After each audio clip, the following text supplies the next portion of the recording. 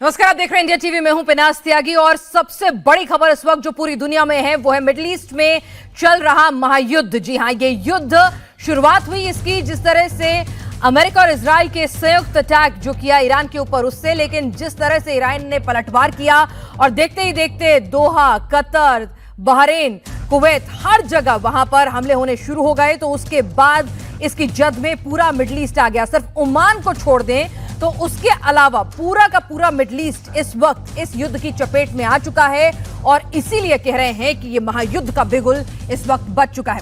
Qatar में America के radar system को बड़ा नुकसान हुआ है, यह दावा किया गया है ईरान की तरफ से।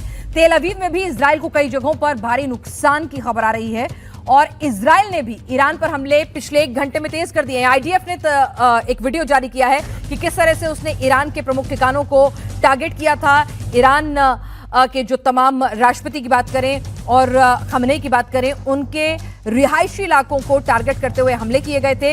इसके जवाब में ईरान ने अपने अग्रेसिव मिसाइल हमले सिर्फ अमेरिकी जो एयर बेसिस थे, नेवल बेसिस थे, जो उनके आर्मी बेसिस थे, उनको टारगेट करते हुए फिर उन्होंने मुस्लिम ब्रदरहुड, मुस्लिम उम्मा, किसी का ख्याल नहीं रखा और पूरे मिडिल ईस्ट में, ओमान को अगर छोड़ दें तो पूरे मिडिल ईस्ट में इस वक्त आपको हम तस्वीरें दिखा रहे हैं कि किस तरह से दोहा, कतर, बहरीन, दुबई, हर जगह धमाकों की आवाज सुनी गई है। जॉर्डन में एक मिसाइल को इंटरसेप्ट करने का दावा किया गया और साथ ही साथ आपको हम अलग अलग जगह की तस्वीरें दिखा रहे हैं। बहरीन में अमेरिकी बेस पर ईरान की मिसाइल ने जब निशाना साधा, किस तरह से, बहरीन की तस्वीर है ये देखिए कि किस तरह से जोरदार धमाका होता है और उसके बाद एक आग का गोला वहां से उठता है। ये नेवल बेस था जिसको टारगेट किया गया, नेवल बेस था जिसको टारगेट करते हुए यहां पर हम तस्वीरें आपको दिखा रहे हैं। अगली तस्वीर हम आपको दिखाएंगे कि कुछ मिसाइल्स जो हैं उनको भी इंटरसेप्ट करने का दावा जॉर्डन ने किया है और दुबई के अंदर भी इंटरनेशनल एयरपोर्ट के पास बताया जा रहा है कि कुछ मिसाइलों को इंटरसेप्ट किया गया है और वो विजिबल भी है। तो ये बहरीन की तस्वीरें हैं जहां पर अमेरिकी नेवल बेस को निशाना बनाया गया। आपने देखा कि कैसे मिसाइल आके गिरती है, जोरदार धमाके की आवाज से पूरा आसपास का इलाका थर्रा उठता है और उसके बाद वहां पर आग का गोला निकलता है और काले धुएं का गुबार काफी देर तक वहां दूर से नजर आ रहा है। इस बीच रूस ने इस हमले को गलत बताया है। उन्होंने कहा इसकी कोई जरूरत नहीं थी और ईरान पर फौरन हमला रोके अमेरिका।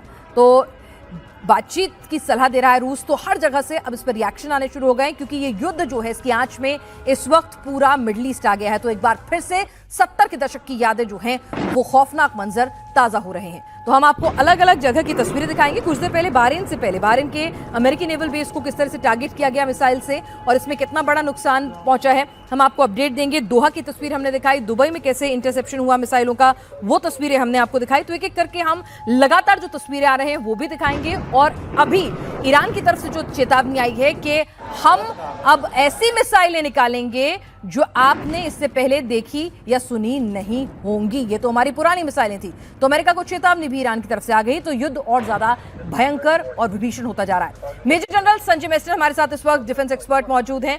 हमारे साथ कार्तिक गौर दुबई से इस वक्त जुड़ चुके हैं और अहमद मुस्तकान साहब अमेरिका से हमारे साथ जुड़ चुके हैं और डॉक्टर अजमल हमारे साथ विदेश मामलों के जानकार इस वक्त जुड़ चुके हैं।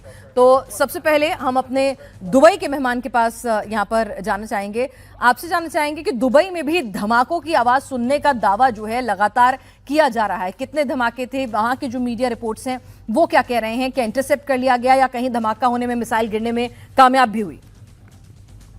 कार्तिक। बिल्कुल। नमस्ते।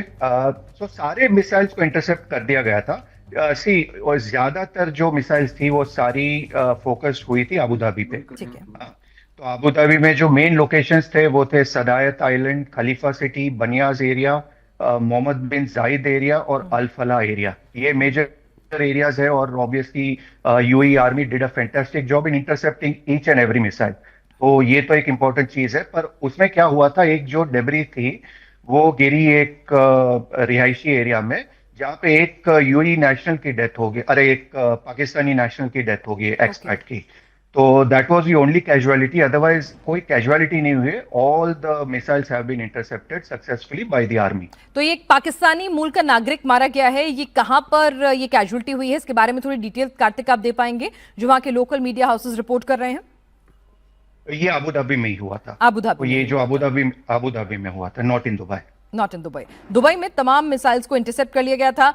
संजय मेस्टन सर, आपको ये युद्ध किस ओर बढ़ता हुआ नजर आ रहा है? क्योंकि जिस तरह से बातचीत के बाद दोनों तैयार थे, अमेरिका भी तैयार था, जिस तरह से वो अपना जंगी बेड़ा वहां पर लगा रहा था, और ईरान ने जिस तरह की जवाबी कार्रवाई की, अपनी सेकंड लीडरशिप जो है उसके लिए पूरा ऑर्डर तैयार कर लिया, तो ईरान भी क्रिस्टल क्लियर है कि इस बार आर पार की लड़ाई लड़ेगा। अमेरिका भी जितना साजो सामान लेकर आया है, बड़े से बड़े एयरक्राफ्ट कैरियर की बात कर लें, फाइटर जेट्स के लिए, रिफ्यूलिंग जेट्स के लिए, सब कुछ लेकर आया है, तो वो भी इस बार लंबा टिकने के मूड में है। बिल्कुल पिनाज, देखिए आपका सवाल है ये युद्ध किस ओर जाएगा। पहली बात, इसको तो कोई नहीं जब बोल सकता है, इसका कई कारण हैं। देखिए स्ट्रेटेजिक ऑब्जेक्टिव्स तो क्लियर हैं, अमेरिका के भी, इजराइल के भी, और ईरान का भी स्ट्रेटेजिक ऑब्जेक्टिव क्लियर है। लेकिन मेरे को लगता है कि अगले जो 72 घंटे तक काफी चीजें साफ होने लगेंगी। आज रात काफी गंभीर मेरे को लगती है, क्योंकि अभी अमेरिका के कितने एसेट्स इस्तेमाल हुए हैं, सिर्फ मिसाइल्स और ड्रोन ही हुए हैं।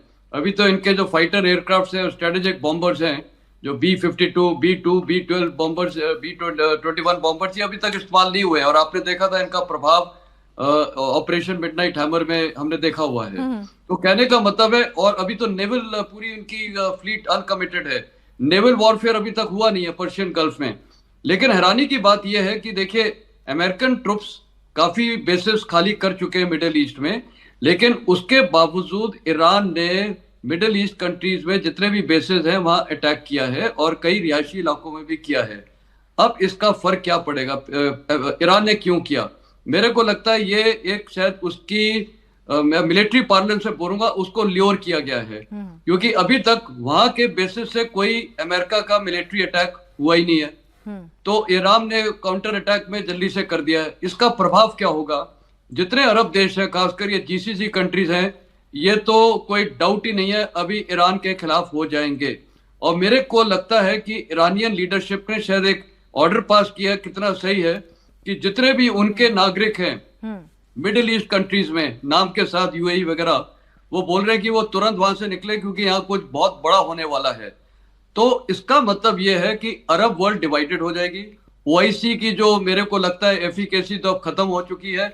अरब वर्ल्ड और मुस्लिम वर्ल्ड भी डिवाइडेड है। ईरान और आइसोलेट होगा। ईरान के साथ अभी कौन खड़ा रहेगा? उसका जो ऑल वेदर फ्रेंड है वो चाइना। चाइना भी इस युद्ध में क्या मदद कर रहा है? मेरे को लगता है चाइना की जो एक एक्सपर्टीज है वो है सैटेलाइट। तो एक सैटेलाइट के जरिए उसने ऑप सिंदूर में भी भारत के खिलाफ किया था। वो सैटेलाइट की रियल इमेजरी ईरान को दे रहा होगा, जिससे वो टारगेटिंग वगैरह और इनकमिंग जो मिसाइल्स है या एयरक्राफ्ट है उनको डिटेक्ट कर पाए। लेकिन ईरान की कुछ कमजोरियां हैं। उसकी सबसे बड़ी कमजोरी है एयर डिफेंस, उसका इफेक्टिव नहीं है। उसकी एयर एसेट्स कुछ खास है नहीं, लेकिन उसकी ताकत सिर्फ एक है, वो है मिसाइल्स और ड्रोन्स। मेरे को लगता है यूनाइटेड स्टेट्स और इजराइल क्या करना चाहेंगे, देखिए इसकी ताकत वो खत्म करना चाहेंगे। दो तरीके हैं, एक तो है एयर डिफेंस सिस्टम, जैसे अभी ये UAE से गेस्ट ने बताया कि बड़ा इफेक्टिव एयर डिफेंस सिस्टम था, लेकिन कोई भी एयर डिफेंस सिस्टम में 100% फुल प्रूफ नहीं होता है, वो पेनिट्रेट हो जाता है। लेकिन कहां से ये लॉन्च हो रहे हैं? लॉन्च तो वो ईरानियन धरती से हो रहे हैं। तो वहां को उनको प्रीएम्प्टिव करके वहां पर जब वो टेक ऑफ कर रहे हैं, या उनके जहां पर भी ये मिसाइल बेसिस हैं, उसको अटैक करने की संभावना है। और देखिए सबसे बड़ा एडवांटेज क्या है यूनाइटेड स्टेट्स और इजराइल के पास? सबसे बड़ा एडवांटेज ये है कि सैटेलाइट में और कम्युनिकेशंस में number 1 country in the world is United states. उनको रियल टाइम इमेजरी मिल रही है, सब कुछ मिल रहा है। तो ये जो अभी ईरान ने इतनी सारी मिसाइल्स लॉन्च की हैं, ड्रोन लॉन्च किए हैं, इनकी हर साइट डिटेक्ट की जा रही है। और जाहिर है कि ईरान ने क्या किया, आपने कितने विजुअल देखे कि वो अंडरग्राउंड टनल्स में मिसाइल्स के लंबे लंबे टनल्स हैं, गाड़ियों में चल रहे हैं, लेकिन कहीं ना कहीं वो पहाड़ों से मिसाइल तो एग्जिट होगी ना, तो वो उनका भी वो क्या नाम है टारगेट किया जाएगा। तो ये 72 घंटे में काफी कुछ होने वाला है। और अगर ईरान इसको और एस्केलेट करेगा तो देखिए नेवल वॉरफेयर होगा, फिर ऑयल रिफाइनरीज टारगेट हो सकती है। तो दिशा में जाएगा उसका अभी आउटकम देना बड़ा मुश्किल है। तो किस दिशा में जाएगा, लेकिन युद्ध और ज्यादा भयंकर होता जा रहा है। जिस तरह से अमेरिका ने अटैक किया, इजराइल के साथ मिलकर ऑपरेशन फ्यूरी लॉन्च किया, उसके बाद जिस तरह की जवाबी कार्रवाई ईरान की तरफ से की गई, जैसे सर कह रहे थे कि ल्योर किया गया कि भाई आपने ये भी नहीं देखा कि मुस्लिम ब्रदरहुड, और आपने इस चीज का भी ख्याल नहीं रखा, आपने मिडिल ईस्ट के 8 में से 7 देशों को निशाना आप जिस तरह से बना रहे हैं, सिर्फ ओमान को आपने छोड़ा है, तो वहां पर आपने हर बड़े मुल्क से अदावत मोल ले ली है, उनकी सॉवरेनिटी पर आपने हमला किया है, और वो भी अब आपकी खिलाफत में। पहले भी वो अमेरिका के साथ थे, लेकिन अब और ज्यादा आपकी मुखालफत में खड़े हो गए हैं, और वो कह रहे हैं कि हम जवाब देंगे, हम जवाबी हमला करेंगे। जजाति पटनायक साहब भी हमारे साथ इस वक्त इजराइल मामलों के जानकार इस वक्त जुड़ चुके हैं। सर, इजराइल में भी ऐसा नहीं है, लोग कहते हैं कि पूरा एक नैरेटिव चलता है कि सिर्फ ईरान में ही नुकसान हो रहा है, लेकिन हाइफा से भी नुकसान की खबरें आ रही हैं, वहां पर तेल अवीव से भी खबरें आ रही हैं। तो आपके पास जो आपके सोर्सेज हैं वो क्या कह रहे हैं कि इजराइल में कितने बड़े पैमाने पर फिलहाल नुकसान हो रहा है और कौन कौन से इलाके हैं? देखिए, इजराइल में जो नुकसान का बात बता रहा है, इजराइल का एयर डिफेंस सिस्टम बहुत मजबूत है। आयरन डोम, डेविड स्लिंग और ये थॉट्स सारे इंस्टॉल्ड है। हाइफा, गालिली, तेल अवीव, इसके ऊपर अटैक हुआ है, लेकिन इसका मोस्टली आप देखिए सेफ है, क्योंकि आपका इजराइल का जो एयर डिफेंस सिस्टम बहुत ही स्ट्रांग है कंपेयर टू ईरान। तो इसीलिए मेरे ख्याल से इतना कुछ मैसिव डिजास्टरस कैटास्ट्रोफ नहीं हुआ है कंपेयर टू ईरान। अगर आप जो बात बना रहे थे कि particularly case of gulf countries, सबसे अभी ईरान टारगेट कर रहा है ओमान को छोड़ के सारे गल्फ कंट्रीज, क्योंकि आपका कतार में आलूदेद एयरबेस है, बहरीन में 5th फ्लीट का हेडक्वार्टर से, अल-दफार जो एयरबेस वो यूएई में है, इसके बाद आपका प्रिंस सुल्तान एयरबेस जो है आपका सऊदी में है। वो जो सारे 5 गल्फ कंट्रीज है, इसके ऊपर ईरान काफी मिसाइल्स दागे है। तो इसीलिए मेरे ख्याल से ईरान का जो टारगेट है ये कंप्रेहेंसिव एंड प्रिसाइज नहीं है। 10 कंट्री के ऊपर अटैक कर रहे हैं। आप देखिए, वहां 5 कंट्री हो गया, आपका इरबिल इराक में भी अटैक कर रहा है, सीरिया में भी मिसाइल गिरा है, लेबनान में भी गिरा है। आप देखिए, ये ऐसे वार नहीं होता है। आप अमेरिका एक सुपर पावर है, जो भी बोलिए, इनका हेजेमोनिक नेचर है, इन स्पाइट ऑफ दैट एक इजराइल एक टेक पावर है।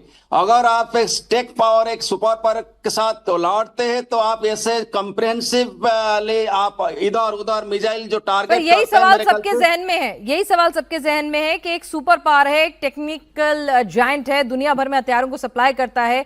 ईरान अर्थव्यवस्था चरमराई हुई है, हथियारों के लिहाज से अमेरिका इजराइल का उसका कोई मुकाबला नहीं है, फिर भी हेड ऑन ले रहा है, और इस कदर ले रहा है कि उसमें मुस्लिम मुल्कों को भी नहीं बख्श रहा है। अमेरिका से हमारे साथ खास मेहमान इस वक्त जुड़ चुके हैं, अमर मुस्तकान साहब। मुस्तकान साहब, बैक होम अमेरिका में ट्रंप के इस अप्रोच के, इस फैसले के किस तरह के रिएक्शन फिलहाल आते नजर आ रहे हैं? और ईरान ने अब तो खुली धमकी दे दी है कि अमेरिका अंडर एस्टिमेट कर रहा है ईरान को। ये मिसाइलें तो सिर्फ एक, जिसे कहते हैं ना, सिर्फ नमूना भर हैं, ट्रेलर हैं। जब बड़ी वाली पिक्चर आएगी तब अमेरिका मुसीबत में फंस जाएगा। देखिए, मैं एक अर्ज करूं, अमेरिका जो है वो इंटरनेशनल बदमाशी करता है, इसमें तो कोई शक नहीं है।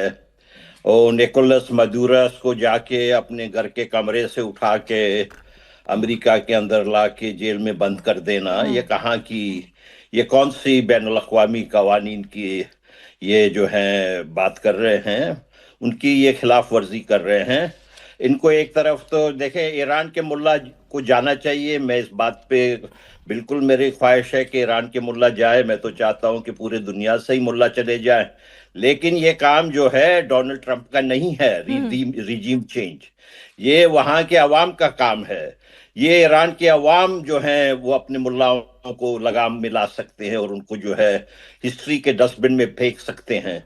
एक तरफ तो देखें, डोनाल्ड ट्रंप जो है कितना ही बेकार किस्म का सदर है। अब कल के दिन वो कह रहा था कि ये जो आसिम मुनीर है बड़ा अजीम है, शहबाज शरीफ के लिए कह रहा था बड़ा अजीम है, जी। और दूसरे तरफ ईरान के ऊपर हमला करता है। क्या इनको, ट्रंप साहब के आंख अंधे हैं? क्या इनको पाकिस्तान के न्यूक्लियर हथियार नजर नहीं आ रहे हैं? ये पाकिस्तान के न्यूक्लियर हथियार हैं, वो तो इस्लामिक बॉम्ब कहलाता है। तो ये कौन सी बात कर रहे हैं? ये इनकी डबल जो है ना स्टैंडर्ड्स हैं।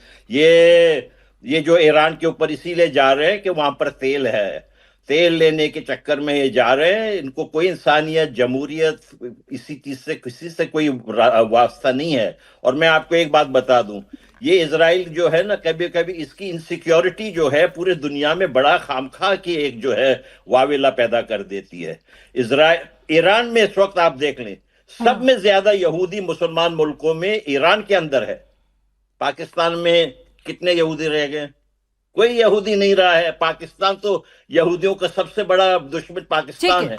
इनको जी हाँ, तो इनको चाहिए था कि पाकिस्तान को हमला करे, ईरान पे क्यों कर रहे हैं हमला? ठीक है, तो वेस्टर्न इंटरेस्ट है, पूरी लड़ाई जो है वो तेल का खेल है। वेनेजुएला में भी हमने देखा है, ड्रग कार्टेल के नाम पे मेक्सिको को आप बख्श देते हैं, लेकिन वेनेजुएला में आप पहुंच जाते हैं तो पूरा का पूरा मामला जो है स्ट्रेट ऑफ हार्मूज, तेल का खेल पूरा का पूरा नजर आता है। ईरान मामलों की जानकर डॉक्टर अजमल भी हमारे साथ इस वक्त जुड़ चुके हैं, इंटरनेशनल अफेयर एक्सपर्ट्स भी हैं। डॉक्टर अजमल, आपसे जानना चाहेंगे कि खमनेई यहां पर झुकने को राजी नहीं है, ट्रंप रुकने को राजी नहीं है, और खमनेई अभी हेड ऑन लेने के मूड में है। मुस्लिम देशों से भी उन्होंने मुखालफत मोल ले ली है। अब आगे क्या? जी शुक्रिया। देखिए, जब जंग शुरू हो जाती है, एक बार तो शुरू हो जाती है, और देखिए दो चीजें हैं यहाँ पर, एक है जिद, एक है धमकी। ओके, थ्रेट है डोनाल्ड ट्रंप की धमकी और नेतन्याहू की जिद। ओके, और उसके अलावा जो खामेनेई है, या तो उनको आप ये कहिए कि या तो वो उन कुछ धमकियों का जवाब देना और उनकी जिद के ऊपर यह कायम रहना, ये दो चीजें हैं, ये तीन चीजें हैं। तो जब अमेरिका ऐसे हालात में कि एक तरफ बातचीत भी चल रही है, नेगोशिएशन भी चल रहा है ओमान में लेकर के, 2 हफ्ते से नेगोशिएशन चल रहा है, और नेगोशिएशन के साथ साथ ये भी धमकियां चल रही है कि अगर ये नहीं करोगे तो आपको ऊपर हमला कर देंगे। ये कहाँ का इंसाफ है? ये क्या मतलब, ये कोई बात होती है कि आप हमारे पास कुर्सी पर बैठो, अगर नहीं बैठते हो तो गोली खाओ? मतलब ये क्या? और जबकि आपकी ये किसी आप गुलाम कंट्री को नहीं कर रहे हैं, आप एक सोवरेन कंट्री को कर रहे हैं, एक जो कि एक बाज़ाब्ता एक उसकी एक सोवरेनिटी है, उसकी सियादत है। उस कंट्री के इसको उमरा को, उसके आयतुल्लाह खमेनेई जो एक रिलीजियस लीडर हैं, उनके तमाम पूरी कंट्री को आप इस तरह कर रहे हैं। तो ये तो उन्होंने ये कहा ना, जब भी ये अरफ जी जब जिस मीटिंग में भी कहे कि देखिए हम बातचीत के लिए तैयार हैं, लेकिन बातचीत जो होनी चाहिए वकार के साथ होनी चाहिए, रिस्पेक्टफुली होनी चाहिए। अब हमें रिस्पेक्ट से बात कीजिए, हम बातचीत करने के लिए तैयार हैं। और आपको ये बता दूं कि लास्ट में अभी कल ही का जो मीटिंग हुई है, आयतुल्लाह खमेनेई का स्टेटमेंट आया कि हम जो है यूरेनियम एनरिचमेंट को हम रोक रहे हैं, ये कहा, यह तक कह दिया। इसके बावजूद भी अगर आप ये कहेंगे भाई हम ये बात हमें समझ में नहीं आई, हम अटक करते रहेंगे, तो ये क्या हुआ? ये कि नेतन्याहू की जिद और ये इनकी धमकी। लेकिन ईरान भी तो कहता है अमेरिका डेड, इजराइल इजराइल का वजूद खत्म कर दें। ऐसा भी नहीं है ना कि ईरान की हिटरेट पूरी दुनिया को जग जाहिर है। अमेरिका अपनी हेजेमनी स्थापित करना चाहता है, पूरी दुनिया जानती है। अमेरिका अपने वेस्टेड इंटरेस्ट के लिए उसे अचानक से न्यूक्लियर हथियार दिखने लगते हैं, अचानक से डेमोक्रेसी खतरे में नजर आती है। अमेरिका के दोगलापन दुनिया जानती है, लेकिन ईरान की नफरत भी तो दुनिया में जग जाहिर है ना। वो तो इजराइल का अस्तित्व खत्म करना चाहते हैं। नहीं, डायरेक्टली उसने कभी ऐसा नहीं कहा कि हम नक्शे से मिटा देंगे, कभी नहीं कहा है। ये जो है ना, वो छोटे मोटे लीडर जो उनकी ये स्टेटमेंट आ गया हो, लेकिन आला जो हाई कमांड की तरफ से कभी भी इस तरह का स्टेटमेंट नहीं आया है। और अभी जो अटैक जो ये मिडिल ईस्ट के कंट्रीज में हुआ है, उनको पहले भी कहा था कि अगर हमारे ऊपर अटैक हुआ तो हम तो जंग नहीं चाहते हैं, लेकिन अगर हमारे ऊपर अटैक हुआ, हमले क्या हमें मजबूर किया गया, तो हम अमेरिकन इंटरेस्ट पे हमला करेंगे, और वो चाहे वो कतर हो, यूएई हो, सऊदी अरब हो, बहरीन हो। तो उसने ऐसा किया, उसके ऊपर चारा नहीं था, क्योंकि वो थी दूर, अमेरिका तो नहीं ईरान के पास चारा नहीं था। मेस्टन साहब ने ये भी कहा ना कि भाई वहां से अटैक जो है वहां से लॉन्च नहीं हुए थे, उन बेसिस का इस्तेमाल नहीं किया गया था, तो डायरेक्टली वो पार्टी नहीं थे। तो कहीं ना कहीं ईरान को थोड़ा कैलकुलेटिव सोच समझ के रिस्पॉन्ड करना चाहिए था। लेकिन मेस्टन साहब, एक आम आदमी जब देखता है, सुनता है कि ईरान अमेरिका से लड़ रहा है और इतना अग्रेसिवली लड़ रहा है, तो उसको समझ में नहीं आता कि भाई इतनी ताकत आती कहां से है, या फिर ये है कि भाई मैं तो मरूंगा लेकिन सबको तबाह करके मरूंगा। देखिए, ईरान की सबसे बड़ी ताकत यही है उसकी मिसाइल्स और ड्रोन्स, इसके अलावा और कोई ताकत नहीं है। और इनकी IRGC, लेकिन IRGC का कोई काम इस लड़ाई में नहीं रहेगा, क्योंकि ऑन ग्राउंड ना तो अमेरिकन ट्रूप्स आएंगे ना इजरायली ट्रूप्स आएंगे। ये लड़ाई कैसे चलेगी? ये लड़ाई अभी तो चल ही रही है, एरियल वॉरफेयर हो रहा है, जिसमें मिसाइल्स आएंगी, एयरक्राफ्ट हैं, बॉम्बर्स हैं, ये सब चलेगा। लेकिन यहाँ पर ईरान को नुकसान ये है कि उनके पास एयरफोर्स ना के बराबर है, और जहां तक एयर डिफेंस सिस्टम्स है वो भी ना के बराबर है। दूसरा, जो अभी नेवी की बात है, यहाँ पर इतना बड़ा नेवल फ्लीट डिप्लॉयड है अमेरिका का, जेरल्ड फोर्ड मेडिटेरियन में है, और अब्राहम लिंकन पूरा कैरियर बैटल क्राफ्ट डिप्लॉयड है। तो कहने का मतलब है ये जब इतनी बड़ी फोर्सेस यहाँ डिप्लॉयड है, और आपने बिल्कुल सही बोला, इनकी ताकत तो नेवी में है, ये इंटेलिजेंस में है, और साथ ही साथ इनकी टेक्नोलॉजी बहुत वो है, एडवांस्ड है। तो ये तो एडवांटेजेस, और मैंने पहले भी बताया तो सैटेलाइट कम्युनिकेशन और सैटेलाइट की, देखिए लड़ाई में सबसे जरूरी चीज है रियल टाइम इंफॉर्मेशन। वो आज इनको बैठे बैठे मिल रही है पूरे लड़ाई की, अमेरिकन को और इसराइलीज को। तो पलड़ा तो अमेरिका का भारी है, लेकिन ये देखिए स्टेटमेंट तो सब देते हैं, हर लड़ाई में बड़े स्टेटमेंट दिए जाते हैं। बैटल का जो आउटकम रहेगा डेली बैटल का, उससे अभी निर्भर होगा कि ये लड़ाई किस दिशा में जाती है। तो अमेरिका के पास देखिए ये इनिशिएटिव था, इनिशिएटिव उसके पास होता है जो लड़ाई शुरू करता है। ठीक है। उनका और इजराइल का मुद्दा शुरू से क्लियर बहुत था, ये लड़ाई करेंगे।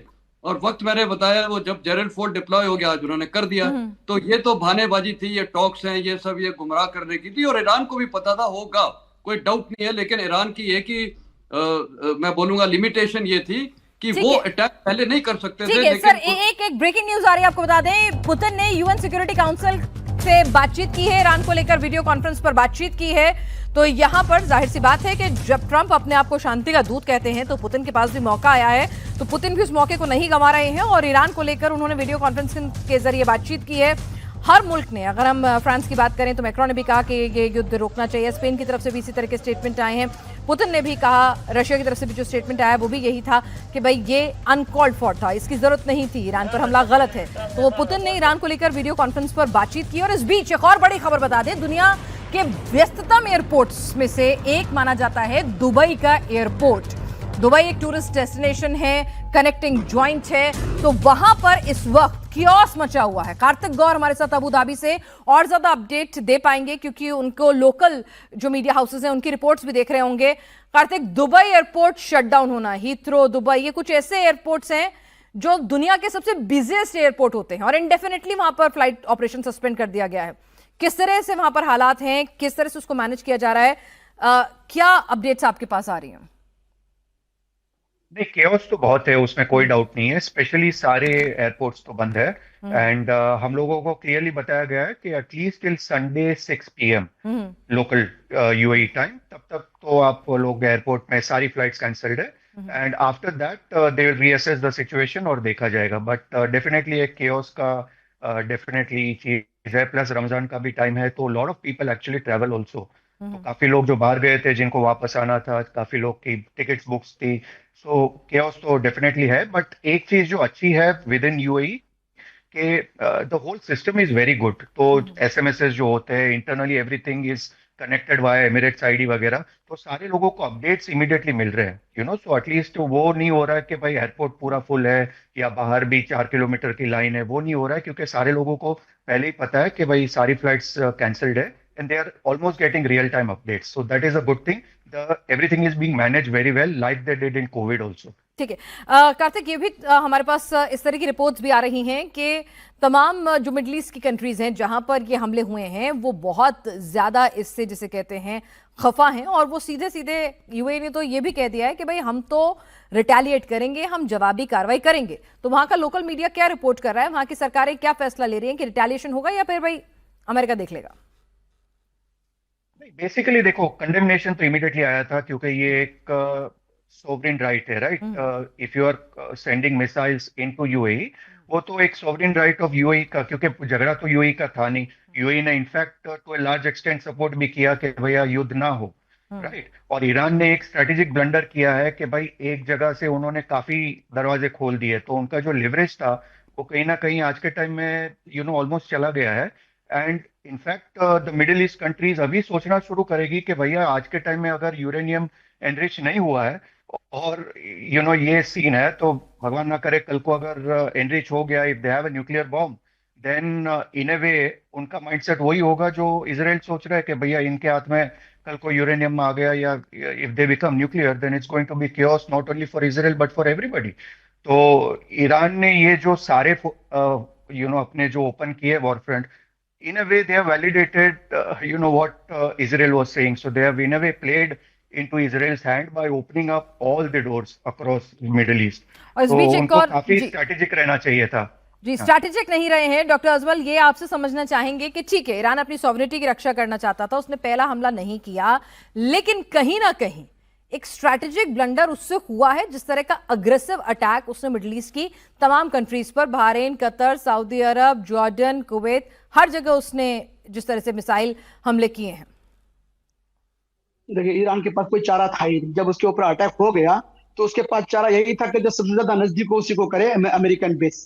इसमें कोई ये नहीं है। देखो, सबसे पहले जगह ताकत का कोई तवाजुन ही नहीं है, कोई कंपैरिजन ही नहीं है कि अमेरिका और ईरान। अब तो ये कहेंगे हाथी और चींटी बिल्कुल बिल्कुल बराबर है, कह नहीं सकते।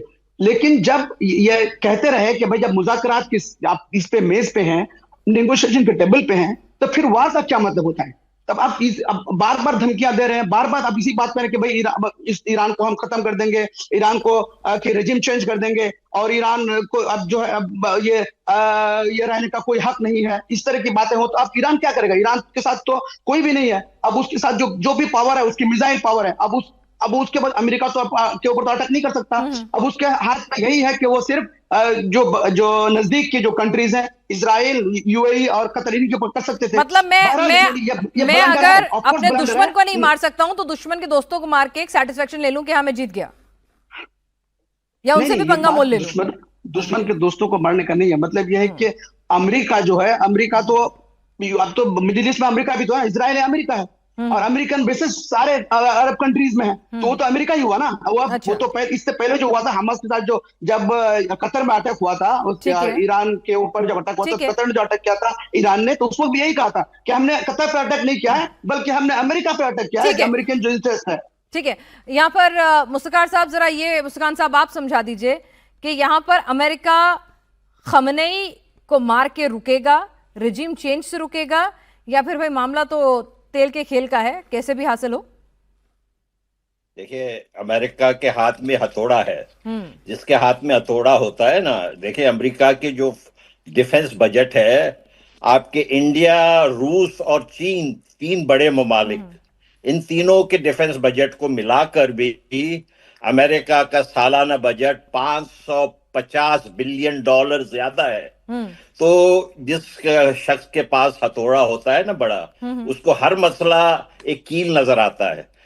मैं आपको समझाऊं, देखिए अब हम दुबई के बात कर रहे थे। दुबई में जो है ये ईरान के लोग जो है उनका है गलबा, कॉमर्स में उनके पैसे वाले लोग जो हैं वो सारे के सारे, जो बंदर अब्बास, होर्मुजगान प्रोविंस जो है, जहां पर अमेरिका ने हमला करके 50 मासूम लड़कियों को शहीद किया है। आज अमेरिकन हमले में स्कूल की लड़कियां मारी गई हैं। ये इस किस्म से ये जो ट्रंप जो है, उसने ये वायदा किया था कि वो फॉर एवर वॉर्स खत्म करेगा, वो फॉर एवर वॉर्स में नहीं आएगा, लेकिन वो उसी रास्ते पे चले गया। देखिए माइक पॉम्पियो जो थे ना, वो इनका एग्रेसिव आदमी था, उसको इन्होंने अपने एडमिनिस्ट्रेशन में नहीं लाया, लेकिन अब दोबारा उसी लाइन पे जा रहे हैं। हमारे पास यहाँ एक कांग्रेस मेंबर है रो खन्ना, वो इंडिया के ओरिजिनल हैं, उनके दादा वगैरह कांग्रेस में रहे थे, वो हिंदू हैं। उन्होंने जो है एक मोशन ला रहे हैं वो मंडे के दिन कि ये जो ट्रंप कर रहा है गलत कर रहा है। रो खन्ना साहब ला रहे हैं ये। तो ट्रंप को खुद को भी सेवेज करना है, वहां पर खुद की भी कुर्सी बचाकर रखनी है, पॉपुलैरिटी गिर रही है, तो उसके लिए ईरान से अच्छा और जिसे कहते हैं ना लो लाइंग फ्रूट उसे कोई और नहीं मिल रहा था। जजाती साहब ये बता दीजिए, हर एक मिशन का ऑब्जेक्टिव होता है ना? हमने ऑपरेशन सिंदूर लॉन्च किया था, ऑब्जेक्टिव था मीट हुआ, हम शांति से बैठ गए कि पॉज है, फिर छेड़ोगे फिर स्टार्ट कर देंगे। भाई अमेरिका के इस मिशन का कोई तो ऑब्जेक्टिव होगा ना? पिछली बार आपने कहा कि हमारे स्टील बॉम्बर आए थे, आपका सब कुछ तबाह बर्बाद करके चले गए। अब क्या चाहिए? देखिए, अमेरिका का मेजर मिशन जो है रिजाइम चेंज। अमेरिका चाहता है कि खामेनेई का जो थियोक्रेटिक रेजिम है उसको चेंज करना है। IRGC जो ईरानियन रिवोल्यूशनरी गार्ड्स कॉर्प्स है उसको भी टारगेट करना है, और इनका जो न्यूक्लियर इंस्टॉलेशंस फोर्दो, इस्पाहान और इसमें जो है उसको भी खत्म करना है। तो बेसिकली इसका ऑब्जेक्टिव है कि ना अल्टरनेटिव रेजिम लाना है। लेकिन क्वेश्चन अराइजेस हियर क्या आप डेमोक्रेटिकली पॉपुलरली इलेक्टेड गवर्नमेंट लाएंगे कि आप प्रिंस रेजा शाह को लाके यहाँ बैठा देंगे और नहीं, रिमोट ट्रंप में को अपनी चलाएंगे? फोटो लगा के भी कह सकते हैं कि वहां का भी प्रेसिडेंट मैं ही हूं, कर चुके हैं वो पहले भी बात ऐसा। वही है कि ट्रम्प के ऊपर कुछ भरोसा नहीं है। देखिए आप जो खेल कर रहे हैं ग्लोबल स्फीयर में, इंटरनेशनल पॉलिटिक्स में, जैसे मादुरो को हटा दिए, ग्रीनलैंड का बाद हर जगह में देखिए, तो इसीलिए सवाल उठता है क्योंकि रेजिम चेंज होगा तो ये क्या इंडिजिनस मोड ऑफ गवर्नेंस होगा कि अमेरिकन पॉपेट होगा, ये बहुत बड़ा क्वेश्चन मार्क है। और सेकंड फैक्टर जो वहां का ऑयल का बात देखिए, ईरान के पास आपका देखिए वेनेजुएला, सऊदी अरब के बाद ईरान के पास 160 बिलियन बैरल्स ऑफ ऑयल से, इसके बाद वर्ल्ड का सेकेंड आप गैस रिजर्व 17% गैस रिजर्व से। तो इसीलिए ये जो ऑयल एंड गैस है, क्या ईरानियन पॉपुलेशन उसका सोवरेन वे में इस्तेमाल करेंगे कि अमेरिकन ग्लोबल कैपिटलिस्टिक हेजेमोनी को सकम करेंगे, ये बहुत बड़ा फैक्टर है।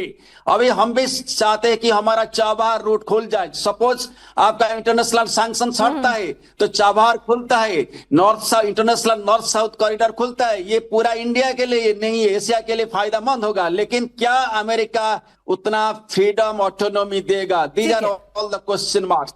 ठीक है, मेजर जनरल संजय मेस्टन भी हमारे साथ जुड़े हुए हैं। मेजर जनरल संजय मेस्टन, लगातार स्क्रीन पे मैं तस्वीरें दिखा रही हूं कि दोहा में किस तरह के अटैक हुआ, धुएं का गुबार उठा, साथ ही साथ बहरीन की तस्वीरें भी मैंने दिखाई, कुवैत की तस्वीरें दिखाई, अलग अलग जगह की तस्वीरें दिखा रही हूँ, जॉर्डन में कैसे इंटरसेप्ट किया गया। तो ये तस्वीरें जाहिर सी बात है अमेरिका के लोग भी देख रहे होंगे। ट्रंप को जवाब तो देना होगा ना, और बड़ा जवाब देना होगा। वो नहीं दिखा सकते ना कि भाई ईरान आके 7 अलग अलग हमले करता है और अमेरिका के बेसिस को निशाना बनाता है और अमेरिका रिटेलिएशन में कुछ नहीं करता है फिर फर्दर। यानी अब तो ये एग्रीवेट होगा, ट्रंप इससे बड़ा जवाब देंगे, बड़ा मैसेज नहीं, कोई डाउट ही नहीं है, बहुत एग्रीवेट होगा। और मेरे को लगता है आज रात में हैरानी नहीं होनी चाहिए कि अमेरिकन बॉम्बर्स वगैरह आज एक्टिवेटेड हो जाएंगे। ठीक है, क्योंकि आज उन्होंने पूरा दिन सैटेलाइट फोटोग्राफ्स और ये सारा रियल टाइम इंफॉर्मेशन से उनको पता चल गया इनकी मिसाइल। और आपने सुना होगा प्रेसिडेंट ट्रंप का जो स्टेटमेंट था, उन्होंने बहुत क्लियरली बोला था ईरानियन जनता को कि अभी आप बाहर मत निकलना क्योंकि हम पूरे इलाके की बॉम्बिंग करेंगे। तो बॉम्बिंग तो होगी और उनका बेसिक मकसद है, जो उनकी ताकत है वो मिसाइल्स वगैरह को डिस्ट्रॉय करना। कितना हद तक सक्सेसफुल हो सकते हैं वो वक्त ही बताएगा। तो देखिए ये जिस प्रकार ये लड़ाई चल रही है, इसका आउटकम तो बड़ा मुश्किल है बोलना। लेकिन आज मेरे को लगता है रात में, और हैरानी की बात ये भी नहीं होनी चाहिए कि हो सकता है नेवल फ्रंट में भी कुछ हो जाए, नेवल एक्टिविटी है, हो पॉसिबिलिटी है। देखिए ईरानियन शिप्स भी वहाँ डिप्लॉयड हैं और साथ में अमेरिकन शिप्स, पूरा फ्लीट है, 2 एयरक्राफ्ट कैरियर डिप्लॉयड है, एक मेडिटेरियन में और एक पर्शियन गल्फ में। तो कुछ भी होने की संभावना है। और एक जगह ने थोड़ी गलती थोड़ी कर दी या कुछ ऐसा एक्शन ले लिया तो उसका फिर स्पाइरलिंग इफेक्ट होगा। तो मेरे को लगता है अगले 72 घंटे तो पूरी दुनिया के लिए इतने क्रिटिकल है, ये किस डायरेक्शन में जाएगा किसी को बोलना बड़ा मुश्किल है। लेकिन मेरे को लगता है कि देखिए इंटेंट तो जैसे आपने भी बोला ये है रिजीम चेंज का, वो बहुत क्लियर है। ठीक है सर, मैं आपको रोकूंगी जरा। यहाँ ईरान बड़े बड़े दावे कर रहा है। यहाँ पर ईरान का बड़ा दावा है कि उसने कतर में अमेरिका का वार्निंग रेडार सिस्टम तबाह कर दिया है। अब जरा सोच के देखिए कि जिस तरह से बहरीन में नेवल बेस पर जो अमेरिका का था उसकी तस्वीरें आई, वहां पर धमाका होता है, धुएं का गुबार उठता है। फिर अब ये कतर का दावा कि कतर में अमेरिका का वार्निंग रेडार सिस्टम तबाह कर दिया। दोहा से तस्वीरें आ रही थी, वहां पर धमाका हुआ है। तो ईरान बड़े बड़े दावे कर रहा है और साथ ही ये भी धमका रहा है कि सुनो, अभी तो ये वो वाली मिसाइल है जो पुरानी है, अभी नई एडवांस मिसाइलें जब गोडाउन से बाहर आएंगी, जिसकी तस्वीरें ईरान वक्त वक्त पर रिलीज करता रहा है, अगर वो तस्वीरें बाहर आएंगी तो अमेरिका का हश्र क्या होगा? मुस्तकान साहब, धमका रहा है ईरान, तो धमकने की बजाय धमका रहा है और सीधे सीधे कह रहा है रेडार सिस्टम तबाह कर दिया, अमेरिका के नेवल बेस को टारगेट कर दिया, देखो मैं अदना सा हूं लेकिन तुम्हारी नाक में दम कर दिया। ये देखें ईरान कर रहा है। एक तरफ देखा, मुझे एक बात पे ये होता है कि ये ट्रंप जो है, ट्रंप को कैसे हक है हासिल है कि वो जाके बदमाशी करे 7000 मील दूर जाकर? इसको कोई हक नहीं है जी। देखें ये नहीं अमेरिका होता को तो ये हक पहले से कई बार किया उसने। जब उसका मन आता है, उसको लगता है डेमोक्रेसी खतरे में है, जब उसको कहीं तेल पसंद आ जाता है, रेयर अर्थ मिनरल्स मिलते हैं, उसको लगता है वहां पे न्यूक्लियर हथियार बनने लग गए हैं। अमेरिका पहली बार थोड़ी कर रहा है, अमेरिका का तो इतिहास रहा है डीप स्टेट के साथ काम करना, मिलिट्री के साथ काम करना। यही मैं अर्ज कर रहा हूँ ना। देखें अमेरिका यही करता है ना। पाकिस्तान के जो भी जनरल हैं, जो दहशतगर्द हैं, उनके साथ वो बहुत अच्छी तरीके से चलता है। अब कल के दिन ये कह रहे थे बड़े अजीम हैं, शहबाज शरीफ बहुत अजीम हैं, आसिम मुनीर बड़े अजीम हैं, यही ट्रंप, मैकडोनल्ड बर्गर ट्रंप यही कह रहे थे। भाई हमें खुशी होगी कि ईरान के मुल्ला चले जाएं, ईरान के मुल्ला तारीख के कबाड़ खाने में बिलोंग करते हैं, लेकिन ये काम ईरान के अवाम का है। ट्रंप को किसने ये हक दिया है? ट्रंप इंतहाई नस्ल परस्त है, गोरा नस्ल परस्त, ये इसकी जहनियत ये है। इस वजह से ये हम और आप जो है ना ब्राउन लोग, इसके जहन में हम इंसान ही नहीं है, ये इस किस्म का है ये। ठीक है, शुक्रिया। डॉक्टर अजमल साहब, जरा ये बता दीजिए कि ईरान इस युद्ध को जिस तरह का साजो सामान अमेरिका लेके पहुंचा हुआ है, ये बात किसी से छिपी नहीं है। उसके पास अपने सीरीज के विमान जो है, अपने फाइटर जेट्स वो लेके वो पहुंचा हुआ है, एयर टू एयर रिफ्यूलिंग के, ताकि जब बॉम्बर जाएं तो किसी भी तरह से भाई तेल वेल ईंधन की दिक्कत ना हो, एयर टू एयर रिफ्यूलिंग का भी इंतजाम करके पहुंचा है। समंदर में घेरने के लिए भी उसने अपने एयरक्राफ्ट कैरियर वहां पर जो अपने युद्धपोत हैं वो लगा रखे हैं, तो हर और अपनी जो फोर्स है वो भी तैनात की हुई है। तो जब हमले में ईरान के रक्षा मंत्री की मौत, जी हां, इस वक्त की बड़ी खबर आ रही है, ईरान के रक्षा मंत्री की मौत की खबर आ रही है। इजराइल अमेरिका ने जो हमला किया था, उस हमले में ईरान के रक्षा मंत्री की मौत की खबर है। तो इस वक्त की ये बड़ी खबर है, ये इस वक्त की आपको बड़ी खबर की जानकारी दे दें तो बड़े पैमाने पर जो नुकसान की बात कही जा रही थी, यहां पर अभी ताजा अपडेट यही कह रहा है कि ईरान के रक्षा मंत्री की मौत। डॉक्टर अजमल, अगर इतने बड़े पैमाने पर बीच युद्ध में रक्षा मंत्री को टारगेट कर लिया जाता है तो फिर तो सीधे मैंने कहा ना कि जब जंग शुरू होती है तो वो फिर खत्म नहीं होती है, और ताकत का कोई मुआवजा है नहीं, कोई कंपैरिजन ही नहीं है ईरान और अमेरिका की ताकत के साथ। ये कोई मुआवजा नहीं, कोई मुकराना ही नहीं कर सकते आप। तो जब जब कोई कंपैरिजन ही ना हो किसी पावर इसका, तो ईरान तो किसी भी कहीं पे भी नहीं है ताकत के मुकाबले में। अब उसके पास वो उस तरीके से उनका जो है ड्रोन सिस्टम है, और नहीं उसका उनके पास जैसे कि इजराइल के पास जो आयरन डोम है वो भी नहीं है, आयरन डोम। इसके अलावा जो एयर डिफेंस सिस्टम है ईरान का, बहुत सबसे ज्यादा बिल्कुल डल है। वो अब उससे पहले की जो जंग हुई थी जून में लास्ट ईयर, उसको भी देख चुके थे कि किस तरह के हालत हुए थे। तो ईरान का अमेरिका के साथ या इसराइल के साथ ताकत का कोई मुकाबला नहीं है। अब ईरान वही कर सकता है जो उसके बस में है, और उसके बस में यही है कि वो पड़ोसी ममालिक पर वो अटैक करे। इजराइल के ऊपर भी अटैक करेगा, लेकिन उसका आयरन डोम इतना मजबूत है, इतना स्ट्रांग है कि उसका हर मिसाइल जो है तोड़ा जाएगा। अब अगर है तो अमेरिकन बेसेस ही हैं, और वो भी इस पोजीशन में हो सकता है। लेकिन सर,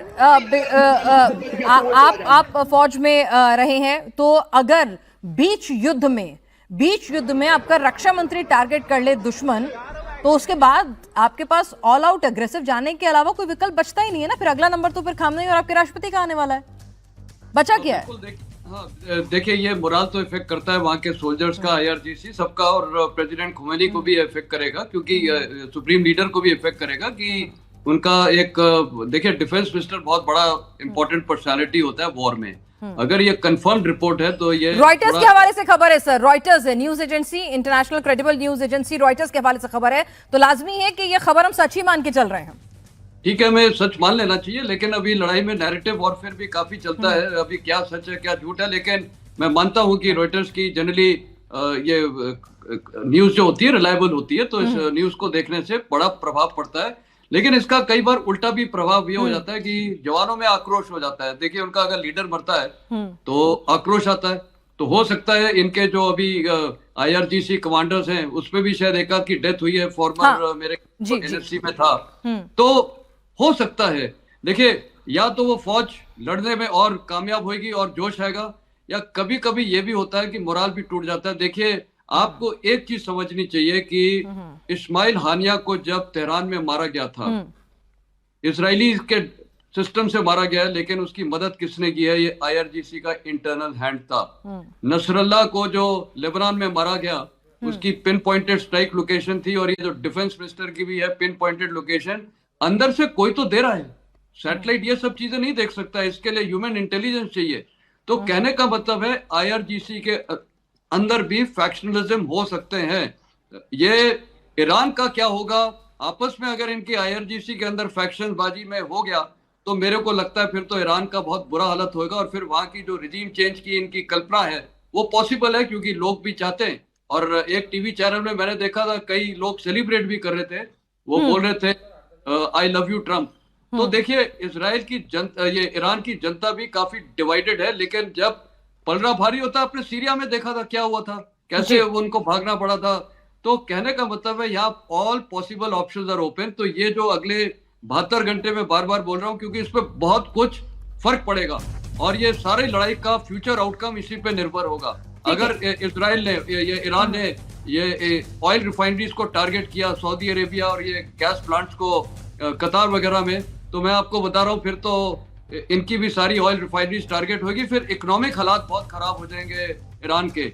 तो बड़ा अनसर्टेन सिचुएशन है, तो क्रिटिकलिटी है, अभी वक्त बताएगा। लेकिन हाँ, ये जो न्यूज है ये डिट्रीमेंटल है ईरानियन लीडरशिप के लिए। बिल्कुल, और वहां से भी खबर आ रही है कि सरदार जब्बारी कह रहे हैं कि ट्रंप को पता होना चाहिए कि आज हमने पुरानी मिसाइलों का स्टॉक फायर किया है, जल्द ही हम ऐसे हथियार दिखाएंगे जो आपने पहले कभी नहीं देखे होंगे। तो अपनी मिसाइल पावर जो लगातार कयास लगते रहे हैं कि इनके पास ऐसी मिसाइलें भी हैं, लॉन्ग रेंज मिसाइलें भी हैं, ऐसा नहीं है कि उनकी मिसाइलों की जद में आसपास के इलाके ही हैं। तो जिस तरह की खबरें मिसाइल पावर को लेकर ईरान की आती रही हैं, तो शायद उस ओर भी इशारा कर रहे हैं। मेसन सर, क्या मिडल ईस्ट के देशों को फिर से टारगेट करेगा ईरान? क्योंकि अमेरिका को तो टारगेट कर नहीं सकता, इजराइल को तो कर ही रहा है, अग्रेसिवली कर रहा है, या फिर बस वो एक मैसेजिंग थी कि देखो तुमने हमला किया, हमने तुम्हारे सैन्य बेसिस को तबाह किया, हमारी मिडल ईस्ट के देशों से कोई दुश्मनी नहीं है, that's it.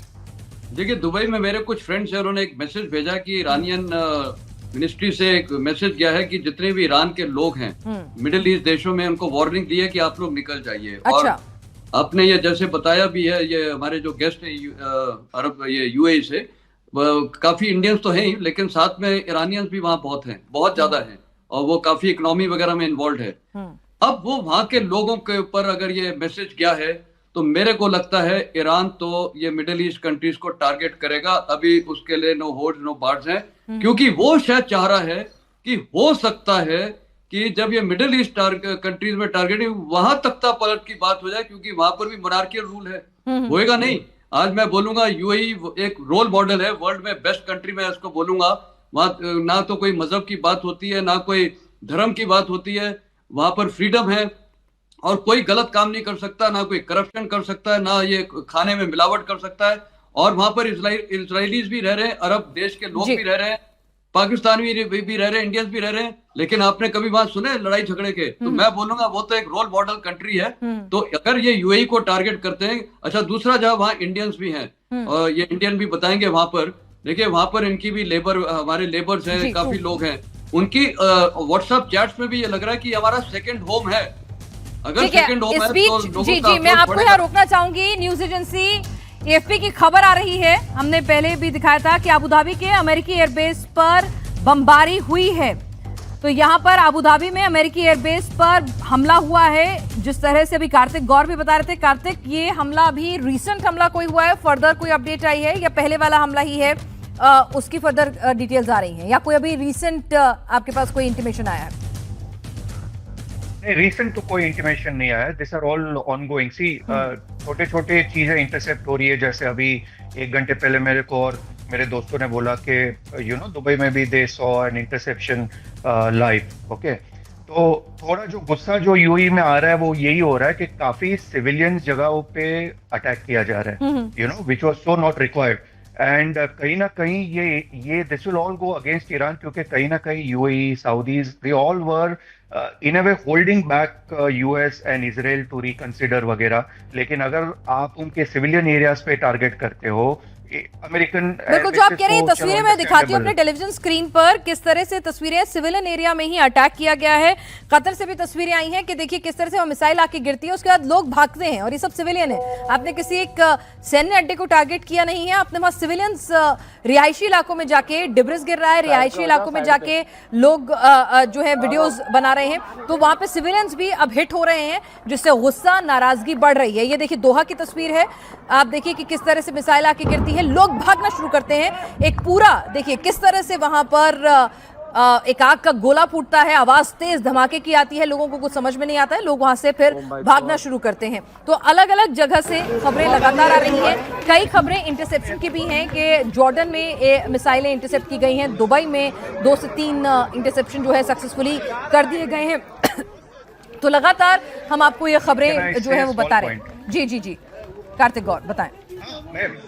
I will second जो मेरे पहले जो स्पीकर थे ना, जो कह रहे थे इसी यूएई में है ना, भले ही हमारा ओरिजिनल घर नहीं है, we all are from India and we carry an Indian passport, लेकिन एक स्ट्रॉन्ग सेंस ऑफ प्राइड बिल्कुल है, क्योंकि यूएई ने हमें बहुत ही, मेरे को यहाँ पे 26 साल हो गए and I have faced no discrimination. मेरे इतने दोस्त है फ्रॉम इंडियन, इवन लेबरर्स आप बोल दो, दे वुड ऑल वाउच के the amount of love respect we get as Indian especially, वो अनपैरेलल है। So definitely, we are also unhappy. There are a lot of Iranians who stay in Dubai. They are doing exceedingly well. Very good trading community and very good people at large. Generally, definitely मैं कहूँगा. लेकिन कहीं ना कहीं ये जो civilian areas पे उन्होंने किया, I think वो एक हाराकिरी की है, and this will not go well for them. And in fact, it gives a great advantage to Israel and America in their future plans. ठीक है, इस बीच आपको बता दें कि एक तस्वीर भी लगातार दिख रही है, लगातार सामने आ रही है एक सोशल मीडिया पे, कि जहां पे जो दावे हो रहे हैं, क्योंकि जो वेस्टर्न सर कह रहे थे एक नैरेटिव भी जो है वो लगातार फैलाया जाएगा, बहरीन में जो रेडार सिस्टम है उसको डैमेज करने का ईरान का अपना जो दावा सामने आ रहा है। इंटरसेप्शन की भी तस्वीरें आ रही हैं, जॉर्डन से, दुबई से, अलग अलग जगह से तस्वीरें आ रही हैं। साथ ही वो तस्वीरें भी रिलीज हो रही हैं जो अमेरिका की टॉमहॉक मिसाइल ईरान के इलाकों पर जाके तबाही मचा रही थी। देखिए हमले के बाद और पहले की तस्वीरें आपके सामने हैं। खामनेई के घर की तस्वीर है और खामनेई के कंपाउंड में जाके मिसाइल गिरी है, इस बात से कोई इनकार नहीं कर रहा है। कहा जा रहा है कि हां, खामनेई को सुरक्षित बंकर में ले जाया जा चुका था, उनके घर के कंपाउंड में जाके मिसाइल गिरी, इस तरह की खबरें वहां पर आ रही हैं। और खामनेई जिंदा हैं, इस बात की पुष्टि के लिए अब से कुछ ही देर में ये भी खबरें इस वक्त अब ये नैरेटिव बिल्डिंग के लिए हैं, किस तरह से ये भी खबरें फ्लोट हो रही हैं कि खामनेई कुछ ही देर में आकर देश के नाम संबोधन भी कर सकते हैं, रिकॉर्डेड संदेश जो है उनका वो भी सामने आ सकता है। तो आईडीएफ यानी कि इजराइल की तरफ से उनकी डिफेंस फोर्सेस अलग से वीडियो रिलीज कर रहे हैं। ये आईडीएफ का रिलीज किया हुआ वीडियो है कि उन्होंने किस तरह से ईरान के जो चिन्हित इलाके हैं उनको टारगेट कर वहां पर बड़े हमले किए हैं, ड्रोन अटैक किए हैं, टॉमहॉक मिसाइल से हमले किए हैं। तो वहां से वो तस्वीरें आ रही हैं। दूसरी तरफ हाइफा से तस्वीरें जो है ईरान के जो मीडिया हाउसेज हैं, वहां के जो हैंडल्स हैं वो पोस्ट कर रहे हैं कि देखिए हमने इजराइल में भी अच्छे खासे पैमाने पर हमने नुकसान पहुंचाया है। तेल अवीव से भी तस्वीरें आ रही हैं, लेकिन जो सबसे ज्यादा चिंताजनक तस्वीरें हैं कि कैसे मिडिल ईस्ट में पूरी की पूरी मिडिल ईस्ट को उसने अपनी चपेट में ले लिया है। दोहा की ये तस्वीर देखिए, डायरेक्ट लाइव, आप जरा गौर से देखेंगे जो गोला लगा हुआ है उसके अंदर मिसाइल सीधे आके गिरती हुई दिखेगी, यानी कि सीधा हमला, लाइव मिसाइल का हमला आपको यहां पर तस्वीरों में नजर आएगा। आप ध्यान से देखिएगा, आदमी अपना सर पकड़ लेता है कि क्या रिकॉर्ड कर लिया उसने। देखिए फिर से देखिए, अभी दोबारा हम आपको दिखाएंगे तस्वीरें। अब तो मिसाइल गिर चुकी है, धुएं का गुबार है और वहां पर आपको तस्वीरें लगातार समझ में आ रही हैं। आप फिर से जब देखेंगे तो एक मिसाइल आती हुई नजर आएगी, ये देखिएगा मिसाइल आती हुई नजर आएगी। कोई शख्स समझ नहीं पाएगा कि हो क्या रहा है, वो देखेगा ऊपर आसमान में हो क्या रहा है, कि तभी देखिए जाके वो दूर पीछे गिरती है। ये देखिएगा आप, कुछ सेकंडों के अंदर वो नीचे से आके गिरती है और धम से तेज धमाका होता है और आग का गोला वहां पर नजर आता है और उसके साथ ही धुएं का गुबार वहां पर उठ जाता है। लोग समझ नहीं पाते, अफरा तफरी मच जाती है, सड़क पर वो शेल्टर लेने के लिए भागने लगते हैं। तो ये दोहा की तस्वीरें हैं। तो अलग अलग जगह से तस्वीरें आ रही हैं। कतर में अमेरिकी बेस को नुकसान पहुंचाने का दावा ईरान कर रहा है कि वहां पर बहरीन में, कतर में, दोनों जगह बड़े पैमाने पर नुकसान पहुंचाया गया है अमेरिकी बेस को, वहां पर अच्छी खासी क्षति हुई है बहरीन और कतर में। बहरीन में अमेरिका का नेवल बेस है, ये तस्वीरें आप देख सकते हैं।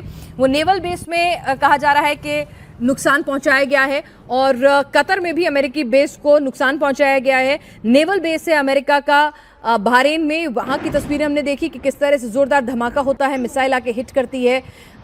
ये अबू धाबी की तस्वीरें आप देख रहे हैं। तो वहां पर हमला हुआ है और अभी न्यूज एजेंसी एएफपी की तरफ से खबर आ रही है कार्तिक गौर के दुबई में भी फर्दर दोबारा धमाकों की आवाज जो है वो सुनाई दे रही है। वहां पर भी धमाके हुए हैं, इंटरसेप्ट किया होगा तब भी धमाका होता है। तो ये खबरें भी अभी आ रही हैं। आपके पास क्या अपडेट, क्या आपके पास भी कोई इस तरह का कोई मैसेज अलर्ट, जो आप कह रहे थे कि बहुत ही इंटरकनेक्टेड होता है, अलर्ट कर दिया जाता है, कोई फर्दर अलर्ट कि आज की रात और ज्यादा भयावह हो सकती है? नहीं, एक अलर्ट तो बिल्कुल है कि एक तो पैनिक ना करे। ये बेसिकली कहा गया है कि don't stock things too much, we have everything in abundance. वो सब जो कहा गया है, इवन हमारे यहाँ पे क्या होता है, कम्युनिटीज के भी काफी व्हाट्सएप ग्रुप्स होते हैं, तो उसमें भी काफी मैसेजेस आ रहे हैं कि भाई कोई पैनिक होके ओवर स्टॉकिंग मत कर दो, कोई फ्रूट्स ले लेता है, मिल्क ले लेता है वगैरह, we have abundance of everything. So panic ना करें, and if there is anything then we will tell you, then just come out of your village and residences. So उस तरीके के बेसिकली चीजें कहा जा रहा है, और एक कॉन्फिडेंस दिया जा रहा है कि UAE army is basically standing like a rock and is intercepting everything that is coming our way। ठीक है, और तो वो हो भी रहा है। एयर डिफेंस सिस्टम हम मजबूती से काम कर रहे हैं। इजराइल में भी नुकसान का दावा ईरान यहाँ पर कर रहा है। जजाति पटनायक साहब, आपके जो लोकल रिसोर्सेज होंगे, क्योंकि आप इजराइल मामलों के जानकार हैं, तो वहाँ पर निश्चित तौर पर स्कॉलर्स लोकल आपके टच में होंगे, वो क्या बता रहे हैं वहाँ पर कितने पैमाने पर कहाँ कहाँ नुकसान हुआ है? क्योंकि हमने देखा था पिछली बार भी जब मैसिव मिसाइल हमले होते हैं एग्रेसिवली, तो आयरन डोम फेल भी होता है कई जगहों पर। नहीं, देखिए, जो इंफॉर्मेशन है कि आपका आयरन डोम फेलियर पूरा नहीं बोल सकते, 80 to 90% सक्सेसफुल है कि इजराइल का जो एयर डिफेंस बहुत स्ट्रांग है। आपका Iron Dome, Iron Beam, David Sling, Arrow one, Arrow two thought, वो इतना भारी संख्या में आप अगर एरियल डिफेंस सिस्टम को प्रोटेक्ट करेंगे, मेरे ख्याल से जो मिसाइल से खुराम शहर हो कि दूसरे मिसाइल्स फतह हो, उसको एक्चुअली भेद करना डिफिकल्ट है। तो इतना भारी नुकसान अभी तक नहीं हुआ है। जो कि मिसाइल्स फायर हुआ है, हाइफा हो गया, गलीली हो गया और तल अवीव हो गया, तो वो डैमेज असेस होने के बाद मालूम पड़ जाएगा भविष्य में। लेकिन बात है कि इतना मैसिव कुछ रिपोर्ट नहीं है डैमेज होने का, क्योंकि इजराइल का जो डिफेंस, एयर डिफेंस शील्ड बहुत ही स्ट्रांग है। वर्ल्ड का one of the best defence shields in the system जो है वर्ल्ड में, आप बोल सकते हैं। ठीक है, तो यहाँ पर अमेरिका दावा कर रहा है कि उन्होंने रक्षा मंत्री जो हैं ईरान के, उनको मार गिराया है, लेकिन वहाँ के जो फाइनेंस मिनिस्टर हैं अब्बास आगची, वो कह रहे हैं कि भाई हमारे सभी ऑफिशियल सेफ हैं। वहाँ का मीडिया अपना नैरेटिव जो है, वहाँ का तेहरान टाइम्स, वो कह रहा है कि हमारे ऑफिशियल सेफ हैं, एक दो कमांडर्स जो हैं उनका नुकसान हुआ है, पर ये जंग में होता रहता है। तो जाहिर सी बात है, एक नैरेटिव वॉर जो है दोनों तरफ से चल रहा है। ईरान दावा कर रहा है कि कतर में अमेरिका का वार्निंग रेडार सिस्टम तबाह कर दिया, बहरीन में भी बड़े पैमाने पर उनका जो नेवल बेस है उसको नुकसान पहुंचाया है, रेडार सिस्टम को तबाह कर दिया है। तो मिसाइलें हिट हुई हैं, ये तस्वीरें अपने आप बता रही हैं। कई मिस हिट भी हुई हैं, जो बेस के आसपास के जो रिहायशी इलाके हैं वहां जाके गिरी हैं। कई जगह मिसाइल का डिब्रिज जो है वो गिरा है, तो इंटरसेप्ट करने के बाद भी, तो वो भी लोगों के घरों पर आके गिरा है, तो उसने भी लोगों को घायल किया है, डैमेज किया है। तो हर ओर से एक नैरेटिव वॉर बिल्डअप जो है वो भी शुरू हो गया है। मेसन सर, यहाँ पर अब जिस तरह के हालात बन रहे हैं, नैरेटिव वॉर भी शुरू हो गया है, तस्वीरें भी आ रही हैं और दोनों तरफ से तस्वीरें रिलीज हो रही हैं।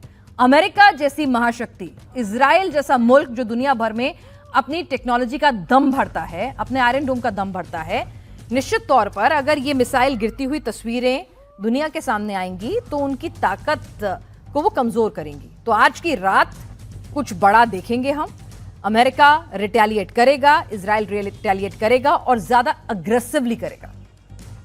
बिल्कुल रिटेलिएशन सॉलिड होगा, कोई डाउट नहीं है। स्ट्रेटेजिक बॉम्बर्स का इस्तेमाल किया जाएगा। और ये जो भी लास्ट आपने दिखाया था दोहा में बॉम्बिंग है, देखिए वो एक सड़क पे काफी लोग दिख रहे हैं, वो कोई मिलिट्री बेस तो कहीं से नहीं था, वहां तो इतने सिविलियन दिख रहे थे। तो जाहिर है कि ये तो रहायशी इलाके पे पड़ा और उसमें शायद सिविलियन कैजुअलिटीज होंगी, क्योंकि कई लोग जब वो भाग रहे हैं तो वहां उनके ऊपर ये मिसाइल पड़ी है। तो देखिए अभी नतीजा ये होगा कि जितने भी, और ये मिडिल ईस्ट में जितने भी अमेरिकन बेसेस हैं, लेकिन वहां पर अभी रिहायशी इलाकों में भी अब टारगेटिंग किया जा रहा है। रहते कौन है वहाँ के लोकल तो हैं, लेकिन वहाँ आज की तारीख में 90 लाख तो इंडियंस है।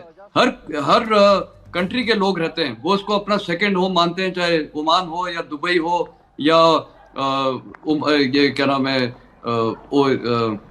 कतार हो, कोई भी कंट्री में वो अपना सेकंड होम मांगते हैं, वो वहाँ रहते हैं, काम करते हैं। लोगों का आक्रोश तो बढ़ेगा ईरान के प्रति, ठीक है, यहाँ पे जनता के खिलाफ भी। तो मेरे को लगता है आज रात तो बदले की रात होगी, दोनों करेंगे। कल सवेरे दिखेंगे कि इसका आउटकम क्या होता है, तो भयानक तो होगा। चलिए, तो ये सीधे सीधे है कि भयानक आउटकम होगा। ईरान की तरफ से भी और ज्यादा अग्रेसिव मिसाइलें दागी जाएंगी।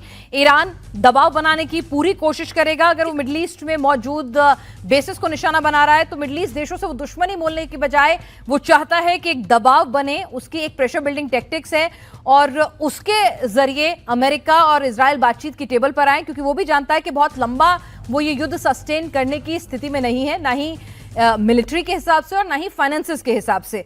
तो हमारे साथ खास मेहमान लगातार जुड़े हुए हैं। डॉक्टर अजमल, यहाँ पर अमेरिका तो रिटेलिएट करेगा, मेरे ख्याल से डॉक्टर अजमल अभी हमारे साथ फिलहाल नहीं है। तो यहाँ पर मुस्तकान साहब, यहाँ पर आज जिस तरह से मेस्टन साहब का एक्सपीरियंस कह रहा है कि आज की रात बहुत क्रूशियल होगी, ये युद्ध और ज्यादा एग्रीवेट होगा, ईरान कैसे रिस्पॉन्ड करेगा ये उसे तय करना है कि वो इसे यहाँ टोन डाउन करना चाहता है और एग्रेसिव ले जाना चाहता है, क्योंकि अमेरिका और इजराइल तो ये जो तस्वीरें आ रही है ना उनके बेसिस को हिट करती हुई मिसाइलों की, इसका जवाब देंगे और वो नैरेटिव बनाएंगे अपने पक्ष में। देखिए, मैं आपसे अर्ज करूं, मैं दुबई में एज अ सहाफी पत्रकार मैंने काम किया है 35 साल पहले। जब मैं वहां था दुबई में, मुझे वहां के जो रॉयल पैलेसेस में जो लोग हैं ना, सिक्योरिटी के लोग, उन्होंने मुझे बताया कि भाई इजराइल की इंटेलिजेंस इतनी जबरदस्त है, इन सारे अरब जो बड़े जो शेख हैं, जो कि ये सारे मुल्कों के बड़े हैं, कि जिस शाम को वो जो खजूर खाते हैं ना, किस किस्म का खजूर खाया है वो भी मुसाद को पता होता है। तो मुसाद इतनी डीपली इन सारे मुल्कों के अंदर मौजूद है।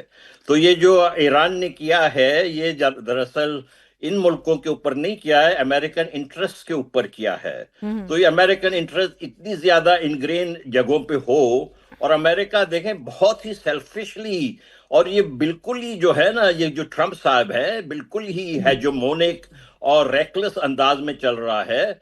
इस तरीके से पूरे इलाके में, खित्ते में बदअमनी फैल जाएगी।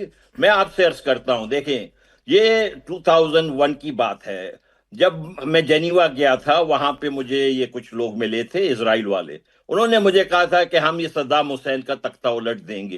मैंने कहा भाई ऐसे ना करें, पूरे इलाके में मुश्किल होगा। उन्होंने कहा नहीं हम करेंगे, और यही हुआ।